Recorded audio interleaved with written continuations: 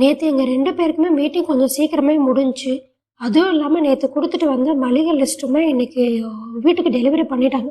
சரி கையோடு அதை எடுத்து வச்சிடலான்னு எடுத்து வச்சுட்டு இருந்தோம். இப்போ ஏதோ பெருசாக ரீஃபில் பண்ணுற மாதிரி இல்லை. இந்த மந்த் கிராசரி லிஸ்ட்டு போடும்போது ரீஃபில் பண்ணிட்டேன். அதனால் எடுத்து மட்டும் வச்சா போதும். இந்த மந்த் புதுசாக ஒரு ஐட்டம் லிஸ்ட்டில் ஆட் பண்ணியிருக்கேன்னு சொன்னல, அது பருத்தி விதை தான் வாங்கியிருக்கேன். வீட்டிலே பருத்தி பாலும் பருத்தி அல்வாவும் செஞ்சு பார்க்கலான்னு செய்யும் போது கண்டிப்பாக ஒரு வீடியோவாக போடுறேன். இதுக்கு இடையில நம்ம புகழினி வேற எங்களை எடுத்து வைக்கவே விடலை.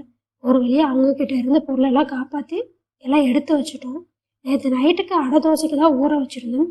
அடுத்த நாள் காலையிலுக்கும் சேர்த்தே வச்சுட்டேன். ஏன்னா வீட்டை க்ளீன் பண்ணுற வேலை இருக்குது. அப்போ மாவு எதுவும் இருந்தால் ஈஸியாக இருக்கும். இதில் நான் துவரம் பருப்பு, பாசிப்பருப்பு, கடலைப்பருப்பு, பச்சைப்பயிறு, இட்லி சோயா, வெள்ளைச்சோளம், வெள்ளை உளுந்து, கருப்பு உளுந்து, அப்புறம் கொஞ்சமாக அரிசி சேர்த்துருக்கேன். புகழினி எக்கை எப்படி கொடுத்தாலும் சாப்பிட மாட்டாங்க. சரி இதோட சேர்த்து பார்க்கலான்னு சேர்த்தே அரைச்சிட்டேன். எங்களுக்கு கொஞ்சமாக சின்ன வெங்காயம், ஜீரகம், அப்புறம் கருவேப்பிலை சேர்த்துக்கிட்டேன். இந்த சைடு மண்டுவும் சட்னி வச்சுட்டாங்க.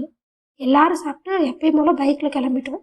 இப்போலாம் கொஞ்ச நாளாக இப்படி நைட்டு வெளியே போகிறத ஒரு வழக்கமாக வச்சுருக்கோம்.